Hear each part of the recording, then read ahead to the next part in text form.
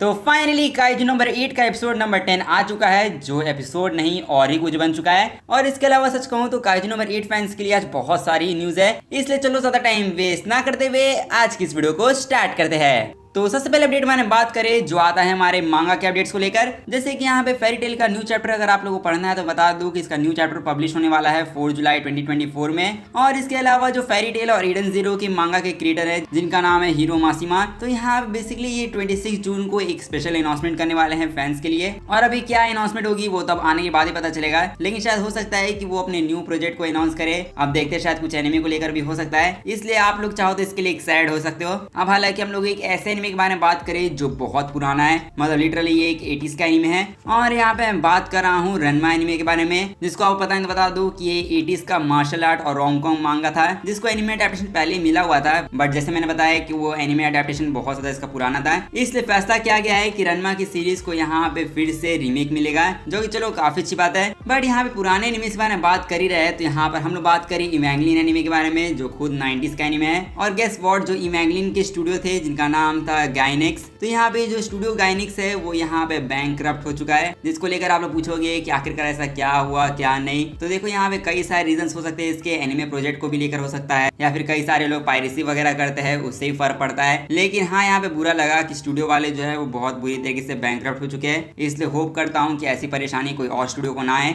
But यहाँ पे इस चीज को साइड में रखे और हम लोग बात करें अपने माहिर एकेडमी एनिमे के बारे में, जिसको लेकर हमें एक न्यू की विजुअल देखने मिला है। और इस की विजुअल में बेसिकली हमें शोटो वर्सेस डाबी का हमें एक विजुअल देखने मिला है। और सच कहूँ तो ये जो विजुअल है वो एक्चुअली में काफी ज्यादा ही कमाल का लग रहा है। अब ऐसे माहिर एकेडमी सीजन 7 का एपिसोड 8 जो है वो 22 जून के लिए शेड्यूल हो चुका है, इसलिए आप लोग इस एपिसोड के लिए एक्साइटेड हो कि नहीं वो आप लोग मुझे कमेंट में जाके बता सकते हो। साथ में यहाँ पे नेक्स्ट अपडेट बारे में बात करें जो आता है हमारे वन पीस को लेकर, क्योंकि यहाँ पे वन पीस सीरीज तो बहुत सारे लोगों को पसंद है। और यहाँ पे आप लोग पता ही है कि जब वन पीस की सीरीज एंड होगी तो यहाँ पे सबसे ज्यादा बुरा तो वन पीस फैंस को ही लगेगा। बट गेस व्हाट, यहाँ पे ओडा सेंसेई ने एक जोक सभी लोगों को सुनाया था, जहाँ पे इन्होंने 2020 में कहा था कि इन्हें वन पीस खत्म करने के बाद 2 पीस की मांगा बनानी है। और हाँ, ये सीरियसली तौर पे मत लेना, ये बस उन्होंने मजाक के तौर पे कहा था। बट गेस करो अगर ये चीज सच हो जाए तो यार ये कितना ज्यादा क्रेजी होगा। मतलब मैं जानता हूँ कि कोई भी 2 पीस को देखना नहीं चाहेगा, बट यहाँ पे अगर बोरुटो की तरह लूफी का भी बेटा आता और वो पायरेट किंग बने निकल जाता तो ये देखना काफी ज्यादा क्रेजी होता है। और फिर शायद हो सकता है कि उस टाइम की वन पीस फैंस बोलेंगे 2 पीस इज रियल। अब वैसे सच कहूँ तो ये सारी मजाक मस्ती तो चलती रहेगी, बट यहाँ पे क्रंचीरोल के साथ मजाक मस्ती नहीं कर सकते हैं, क्योंकि यहाँ पे क्रंचीरोल वाले ने डीमन स्लेयर के हिंदी डब की फिर से मार ली है।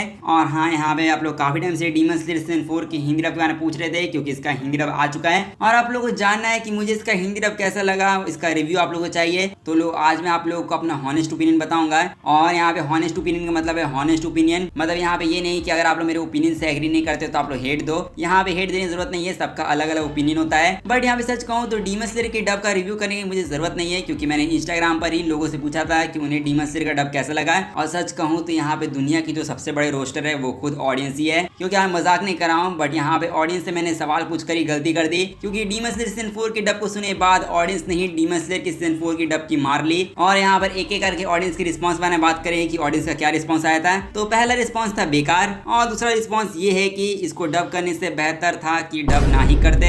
फिर नेक्स्ट रिस्पांस आता है इससे अच्छी डबिंग मैं खुद मेरे फोन से कर लूंगा। और फिर नेक्स्ट रिस्पांस आता है हक दिया। और फिर उसके बाद नेक्स्ट रिस्पांस में मुझे मिलता है डब हक। और फिर उसके बाद नेक्स्ट रिस्पांस में मुझे ये मिलता है बना दिया।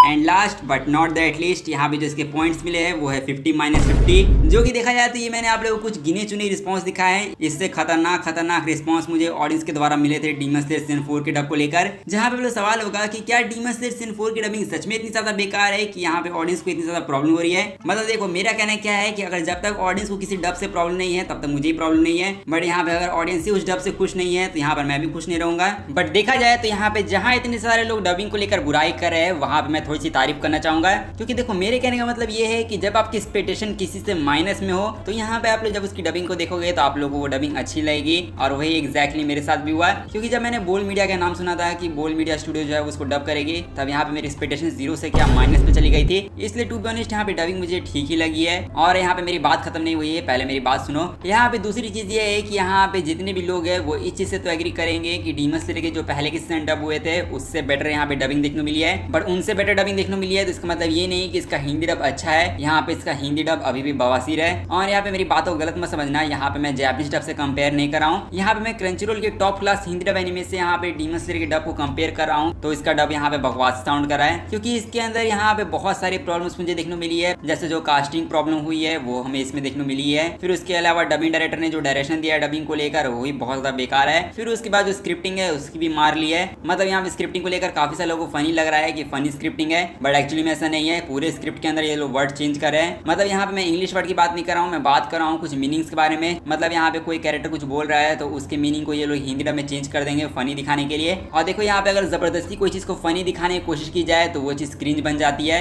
और वही एग्जैक्टली हम लोगों को इसमें देखने को मिला है। इसलिए मुझे समझ में नहीं आ रहा है कि मैं इसकी तारीफ करूँ तो करूँ किसमें, क्योंकि सच कहूँ तो डीमन स्लेयर एनिमे को देखने के बाद मुझे कई बार अफसोस आता है उस पर। क्योंकि देखा जाए तो डीमन स्लेयर की एनिमेशन क्वालिटी इतनी अच्छी है, एनिमेशन के लिए अवार्ड जीतता है। तो यहाँ पे एनिमेशन में जब क्वालिटी इतनी अच्छी होती है तो डबिंग में क्वालिटी इतनी ज्यादा घटिया क्यों होती है वो मुझे समझ में नहीं आता है। और यही सवाल मैं क्रंचीरोल से पूछना चाहता हूँ, आखिरकार यार तुम लोग बोल स्टूडियो को क्यों ही देते हो प्रोजेक्ट, वो लोग डबिंग को कभी सीरियसली लेते ही नहीं है। अब वेल आप लोग सोच रहे होगे कि यहाँ पे मेरे कहने का मतलब क्या है, तो मेरे कहने का मतलब है कि बोल मीडिया जो है वो डबिंग करने के लायक नहीं है। इसलिए क्रंचीरोल को यार यहाँ पे सच में बोल मीडिया को लात लगाना चाहिए और यहाँ पे कोई अच्छे स्टूडियो को यहाँ पे डीमन स्लेयर को देना चाहिए। क्योंकि यार मैं सच बोल रहा हूँ, डीमन स्लेयर जैसा एनिमे ऐसी डबिंग क्वालिटी डिजर्व नहीं करता है। इसलिए यहाँ पे ओवरऑल मैं अपना रिस्पॉन्स बताऊँ तो यहाँ पे डबिंग पिछले सीजन से अच्छी हुई है, बट इतनी भी अच्छी नहीं हुई है कि मैं ये किसी को रिकमेंड करूँ। क्योंकि यहाँ पे आप लोग पूछोगे कि हम लोग को सब में देखना चाहिए या फिर डब में, तो मैं डेफिनेटली कहूँगा आप लोग सबटाइटल तरफ जाओ, क्योंकि हिंदी डब के अंदर आप लोगों का सारा एक्सपीरियंस खराब हो जाएगा। इसलिए यहाँ पे कोई भी एनिमे का हिंदी डब देख लो, बट डीमन स्लेयर का हिंदी डब मत देखना। इसके अलावा सच कहूँ तो अगर आप लोग डीमन स्लेयर को सच में देखना चाहते हो डब में, तो यहाँ पर मैं सजेस्ट करूंगा कि आप लोग सोनी का इंतजार करो, क्योंकि सोनी वाले बहुत जल्द एनिमे बूथ और एनिमे लोकल पर इसका हिंदी डब लाएंगे। और ऑब्वियसली यहाँ पे इसकी डबिंग क्वालिटी भी बहुत ज्यादा अच्छी होगी, और होप करता हूँ कि लोग इसके आगे के सीन्स को भी डब करें। इसलिए आप लोग उसका इंतजार कर लो।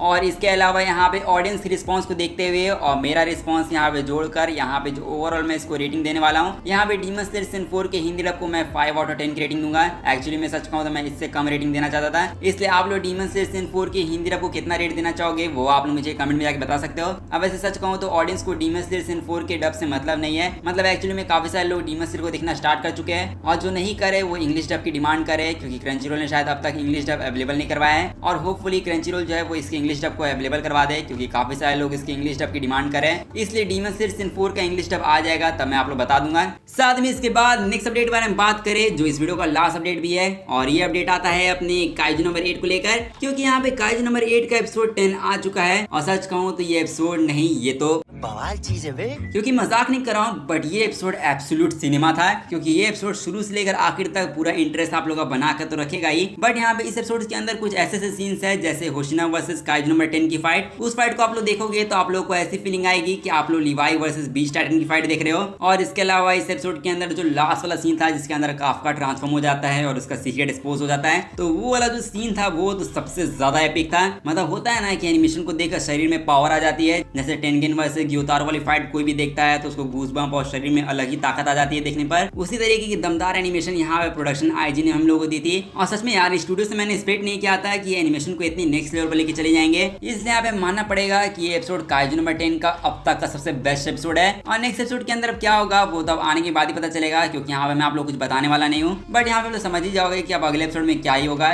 इसलिए यहाँ पे बात करें कि इस एपिसोड को मैं कितनी रेटिंग दूंगा, तो देखो यहाँ पे मैंने इस एपिसोड को सब और डब दोनों में देखा है, तो और दोनों में ही इसको देखने में काफी ज्यादा मजा आया है। और इसके अलावा एनिमेशन एक्सेट्रा जो भी चीजें हम लोग देखने को मिली है इसके अंदर, वो सारी चीजें बहुत ज्यादा कमाल की थी। इसलिए शायद मैंने आज से पहले किसी एनिमे को इतनी ज्यादा रेटिंग नहीं दी होगी, बट इस एपिसोड को मैं 9.8/10 की रेटिंग दूंगा, जो अब तक शायद मैंने किसी एपिसोड को भी नहीं दी होगी। बट मेरे हिसाब से ये एपिसोड इतनी रेटिंग जरूर डिजर्व करता है। इसलिए आप लोग काइजू नंबर 8 के एपिसोड 10 को कितनी रेटिंग दोगे वो आप लोग मुझे कमेंट में जाकर बता सकते हो। साथ में यहाँ पे काइजू नंबर 8 के पीक एपिसोड के बारे में तो हम लोगों ने बात कर लिया, बट यहाँ पे हम लोग बात करें काइजू नंबर फैंस के लिए कुछ स्पेशल अपडेट्स के बारे में, क्योंकि यहाँ पे आप लोग अगर काइजू नंबर 8 के फैंस हो तो आप लोग के लिए कुछ धमाकेदार अपडेट्स है। जैसे यहाँ पे काइजू नंबर 8 के कुछ अनाउंसमेंट के बारे में बात हुई थी, जहाँ हमें पता चला था कि सिक्वल कुछ अनाउंसमेंट होने वाली है। और यहाँ पे इसके अनाउंसमेंट में हमें ये पता चला है कि काइजू नंबर 8 को उसका फर्स्ट गेम मिलने वाला है, जिसका हम लोग को एक ऑफिशियल ट्रेलर तो देखने को मिला ही है। और कसम से कह रहा हूँ यार, यहाँ पे काइजू नंबर 8 की एनिमेशन जैसी है वैसे इसकी ट्रेलर के अंदर भी एनिमेशन देखने को मिली है, क्योंकि यहाँ पे ट्रेलर देखने के बाद सभी का मुंह खुला ही खुला रह गया। और यहाँ पे ट्रेलर के अंदर एनिमेशन बिल्कुल एनिमे की तरह सॉलिड थी। अब हालांकि यहाँ पे काफी सारे लोग सोच रहे होंगे शायद इतनी हाई क्वालिटी वाला गेम हमें कंसोल में खेलने को मिलेगा, बट यहाँ मैं बता दूं कि ये गेम कंसोल के लिए नहीं है, क्योंकि यहाँ पे काइजू नंबर 8 का ये जो गेम अनाउंस अनाउंस हुआ है जिसके ग्राफिक्स कमाल के लग रहे हैं। वो जो आप लोग अपने स्क्रीन पे भी देख रहे हो ये गेम जो है वो एक्चुअली में स्मार्टफोन और पीसी के लिए बनने वाला है। मतलब हाँ, ये स्मार्टफोन और पीसी के लिए आ रहा है गेम, जिसको सुनकर यहाँ पे जितने भी काइजू नंबर 8 के फैंस होंगे वो खुश हो गए होंगे, क्योंकि बहुत सारे लोगों को एनिमे के गेम्स खेलना मोबाइल में पसंद है। और देखा जाए तो यहाँ पे पहले सोलो लेवलिंग का गेम आया और अब काइजू नंबर 8 का गेम आ रहा है मोबाइल में, जिसके लिए सच कहूँ तो मैं खुद भी काफी ज्यादा एक्साइटेड हूँ। बट अनफॉर्चुनेटली अगर आप लोग इसकी रिलीज डेट के बारे में जानना चाहते हो तो मैं बता दूं कि इसकी रिलीज डेट अभी तक रिवील नहीं की गई है, इसलिए हो सकता है कि आप लोगों को अभी इसके लिए इंतजार करना पड़े।